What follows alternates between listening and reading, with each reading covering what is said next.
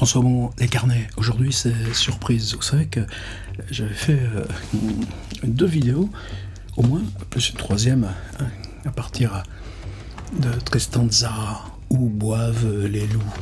Et j'avais ressorti pour ça, édition Jean-Michel Place, un livre qui m'est vraiment cher. Je dis cher, c'est pas du tout la question du prix. C'est la réédition facsimilée de 6 numéros, 1930-1933.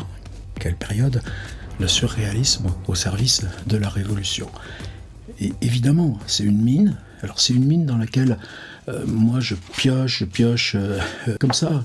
Tu ouvres, tu cherches, tu passes par les sommaires. Réserve quant à la signification historique des investigations sur le rêve. Qui donc a écrit ça?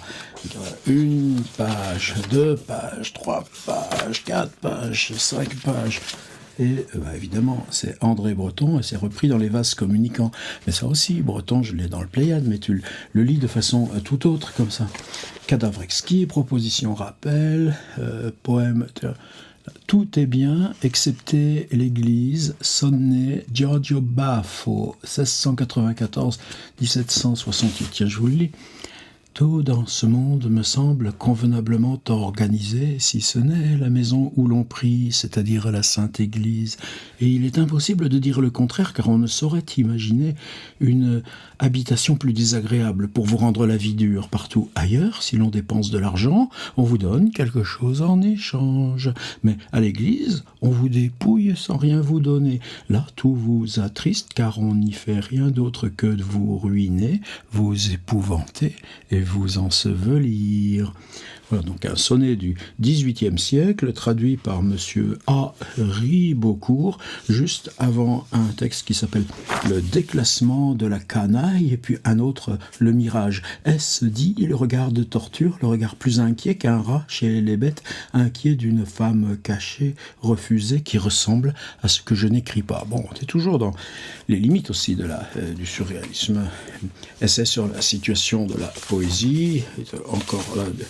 Wow, bon, Tristan Tzara, ouais, évidemment. Mais ce qui fait que, à chaque fois que tu mets le nez dedans, tu oublies complètement ce que tu étais venu chercher. Objets, mobiles et muets, par Alberto Giacometti. Et je ne m'étais pas aperçu que dans le premier tome, j'avais une suite, défaut d'imprimerie. Alors, c'est avec l'imprimerie, c'est des grandes pages, on imprime recto verso, ensuite on les plie.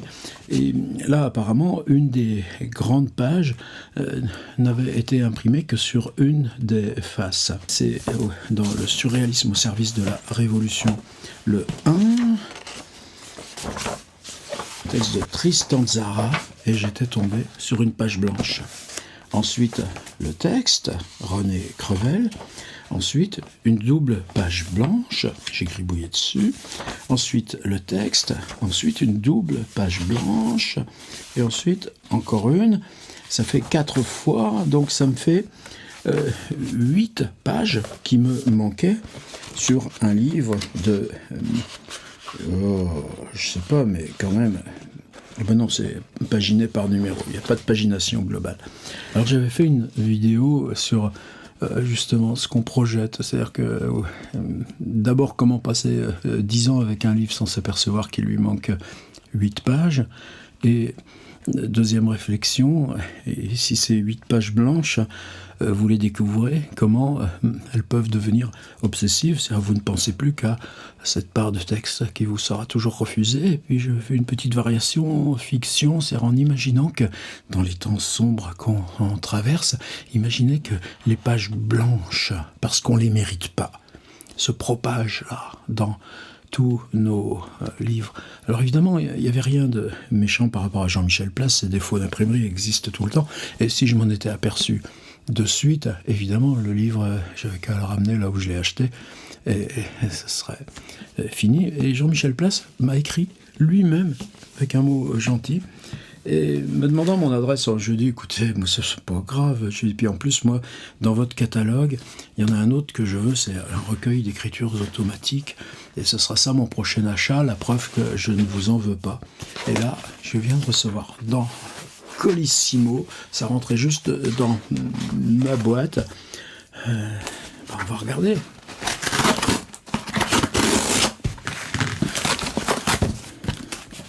C'est-à-dire, je ne lui demandais rien, Jean-Michel Place. Mes 2 vidéos, j'en suis content. Même ce texte de Tristan Tzara que je ne trouvais pas. Eh ben, finalement, je suis reparti dans les œuvres complètes et j'ai trouvé autre chose. Eh ben maintenant, ça y est, vous voyez, j'en ai 2.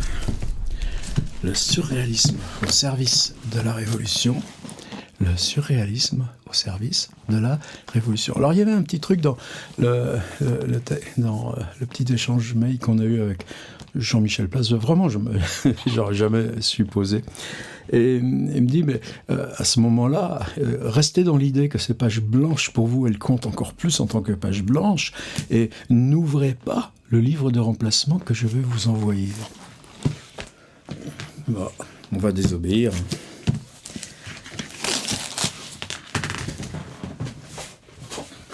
Ah, évidemment, il y a un petit mot. Prière de me retourner les pages blanches, uniquement les pages blanches. Ah, est-ce qu'on va réfléchir à ça ensemble? J'ouvre le plastoc.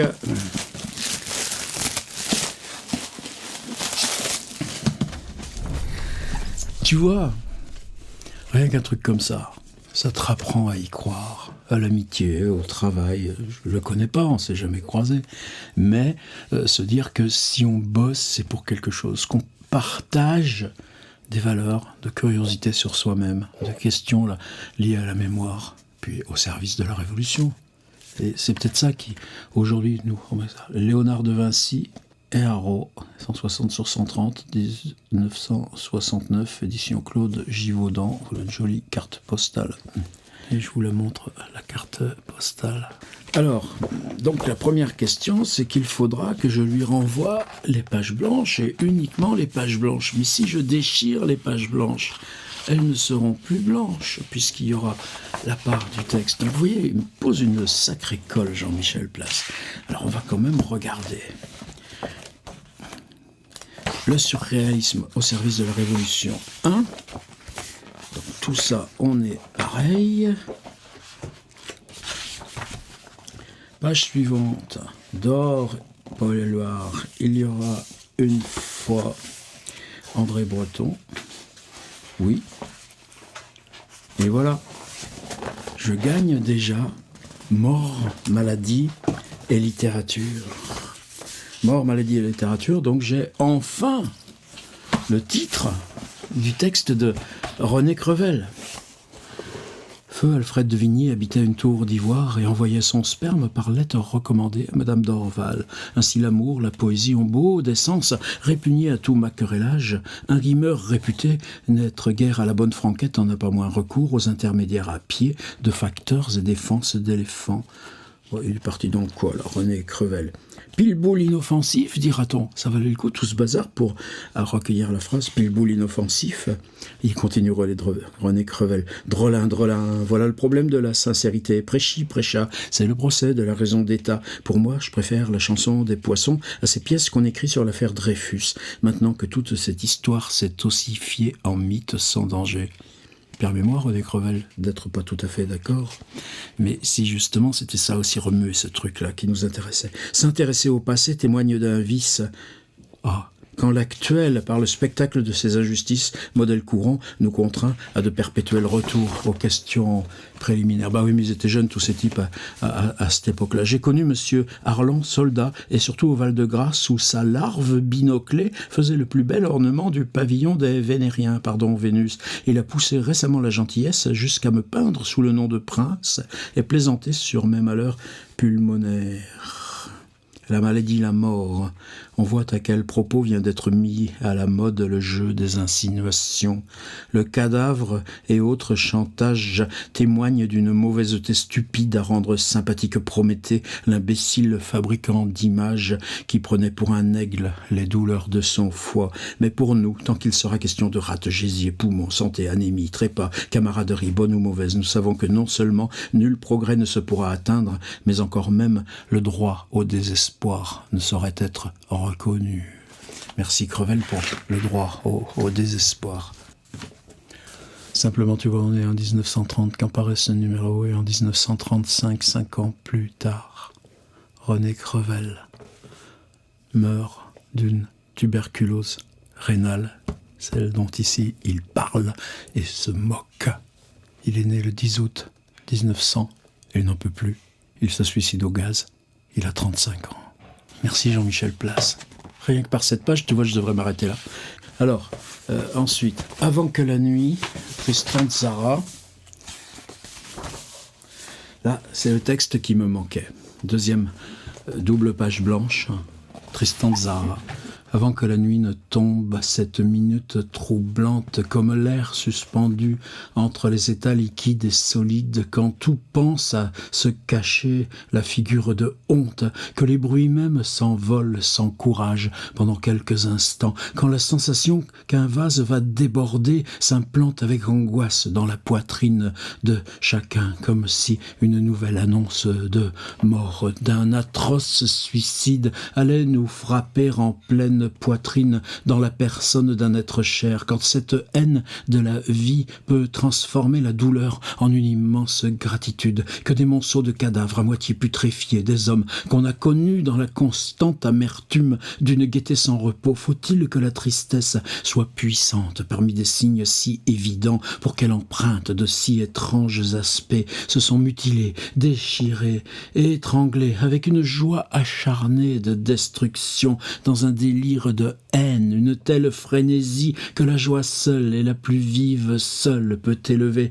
la pureté d'une âme jusqu'à de si tendres altitude, avant que la nuit ne tombe, à cette minute qui tremble dans la voix de chacun, sans qu'on le sache, à cette minute qui n'est perceptible qu'à bien peu d'êtres exercés pour qui l'invisible compte au moins autant que la matière dégradante, comme la souffrance physique est dégradante, et de ce savoir esclave de la douleur vous blesse dans l'orgueil d'homme quand le sort s'amuse à vous montrer ses crocs d'acier prêts à mordre comme à la foire dans l'engrenage de ses roues de loterie, mangeur de feu, sa propre création grouillante de malentendus, sujet sur lequel je reviendrai, sur lequel tant d'autres sont revenus sans se retourner, comme dans la chanson, enfin, pour ne pas me laisser aller sur la pente amère, avant que la nuit ne tombe, dis-je, à cette minute qui est une longue aspiration d'air,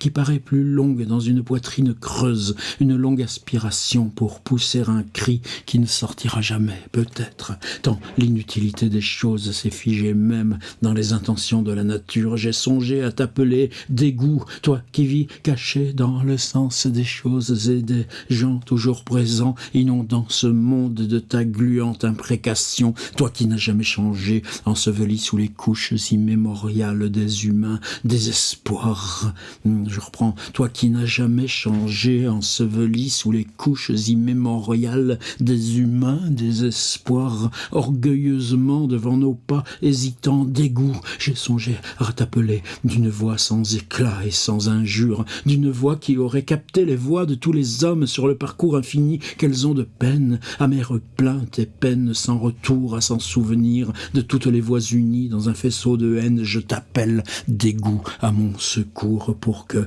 la face hideuse surgit au milieu de ce monde puisse dénombrer les immondes amants et ceux qui s'en détournent. Attends, je me trompe là. Je t'appelle dégoût à mon secours pour que la face hideuse surgit au milieu de ce monde puisse dénombrer tes immondes amants et ceux qui s'en détournent, pour que ta face hideuse puisse partager en cancéré la masse hybride et indécise. Je t'appelle sournois dégoût, toi qui alentis nos mouvements, toi qui découpes la dure rançon d'au moins la moitié de ce que nos regards ont recueilli, de ce que nos mains ont touché, de ce que la pensée a essayé de remplacer ou de chanter, toi qui réduis notre haine et décourage l'assassin qui est né avec nous, qui a grandi en nous et se débat dans un cachot entre l'amour et le soleil, en nous, dégoût, lorsque ta face sera montée des monstrueuses noirceurs et qu'elle aura caché toute une moitié du ciel de sa fétide substance. La réponse s'ouvrira peut-être dans la parole de chacun comme la lumière qui ne brillera que du côté de leur invincible haine. Ouais, franchement, Jean-Michel Place, vous voyez, l'imprimeur qui m'avait supprimé ce texte. Quel dommage. J'en avais besoin de ce texte. Continuons. Alors là, voilà ce qui m'avait manqué. Corps, âme et bien. C'est un texte d'Aragon. La complaisance verbale.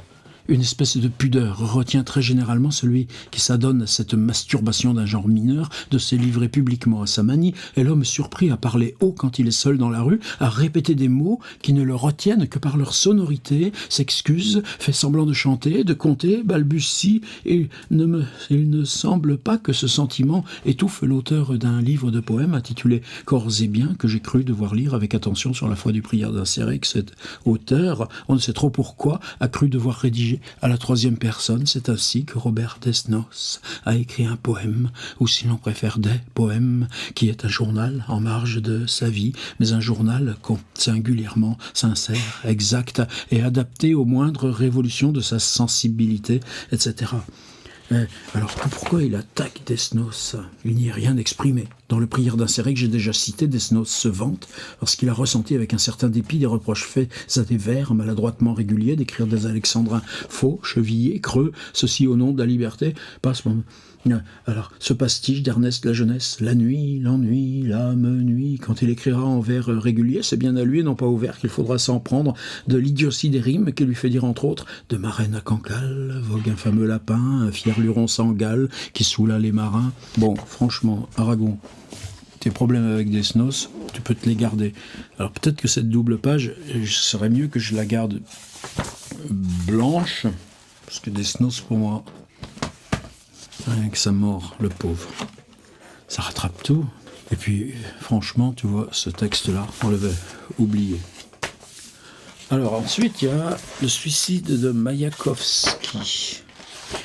Le suicide de Maïakovski, vu par...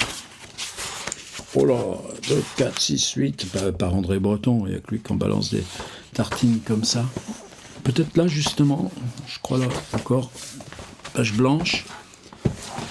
Alors il y a les marges, il y a ce qui s'écrit, parce que le livre est écrit là, enfin la revue était publiée avec 2 grandes colonnes là, sur les 2 tiers de la page, et des textes parallèles qui courent, eux, sur les marges extérieures.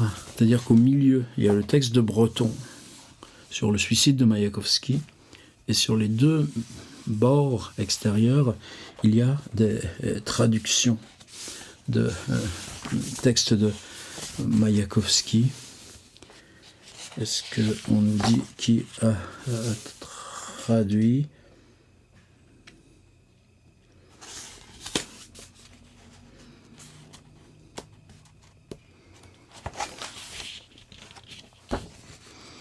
Un insulteur de Maïakovski reçoit une visite désagréable. Dans les nouvelles littéraires, un nommé André Levinson vient écrire sous le titre « La poésie chez les soviets, le suicide de Maïakovski », un ignominieux article de plat valet de l'impérialisme français, article d'une bassesse écœurante. Alors, c'est bizarre quand même qu'ils ne mettent pas qui a traduit les poèmes de Maïakovski. André Breton, suicide de Maïakovski, non. Bon, bah écoute, si vous trouvez dans votre exemplaire... Dites-le moi, mais a priori, on se permet là de produire des textes sans nous dire qui a traduit. On mentionne quand même demander aux Brick, alors probablement est-ce que ça a à voir avec Lily Brick, et Lily Brick bien sûr, la sœur de celle qui s'appellera plus tard Elsa Triolet, donc, mais autant le dire à tous. N'accusez personne de ce que je meurs. Pas de cancan, s'il vous plaît. Le défunt avait ça en horreur. Maman, mes sœurs, camarades, pardonnez-moi. Ceci n'est pas un moyen. Je ne le conseille à personne. Mais moi, je n'ai pas d'issue. Lily, aime-moi. Camarades, gouvernement, ma famille, ce sont Lily Brick, maman, mes sœurs et Véronica, Vitoldovna, Polonskaya, si tu leur rends la vie possible, merci. Les poèmes commencés, donnez-les aux Brick, ils se retrouveront, comme on dit, l'incident est clos, le canot de l'amour s'est brisé contre la vie courante. Je suis quitte avec la vie, inutile de passer en revue les douleurs, les malheurs, les torts réciproques, soyez heureux. Vladimir Mayakovsky. Camarades, à Portal. Ne m'appelez pas lâche, c'est sérieux, il n'y a rien à faire. Salut, dites à Hermilov que c'est dommage d'avoir abandonné le mot d'ordre. Il fallait vaincre. Vladimir Mayakovsky. Dans ma table, il y a 2000 roubles. Payez l'impôt avec. Le surplus, vous le recevrez du GLZ, Vladimir Mayakovsky. C'est seulement cela, c'est justement cela, un poète prolétarien. Les Bretons, qu'est-ce qu'ils nous ont dit ? Le suicide de Mayakovsky, le 14 avril 1930, met à l'ordre du jour le problème des rapports qui existent chez l'homme, le meilleur, entre l'assurance qu'il donne, croit en tout honneur pouvoir donner de son dévouement inconditionnel, et la cause qui, entre toutes, lui paraît juste, en l'espèce ici, la cause révolutionnaire, et le sort qu'en tant qu'être particulier lui fera la vie sans égard, pour tous ceux qui n'ont pas le goût de sa conservation pure et simple. La vie qui dispose, entre autres, de l'arme terrible du concret contre l'abstrait. Soyez révolutionnaire si vous voulez. Il se peut que vous aidiez de vos faibles forces à la transformation du monde pour ce que vous en saurez. Suit un grand étalage de siècles.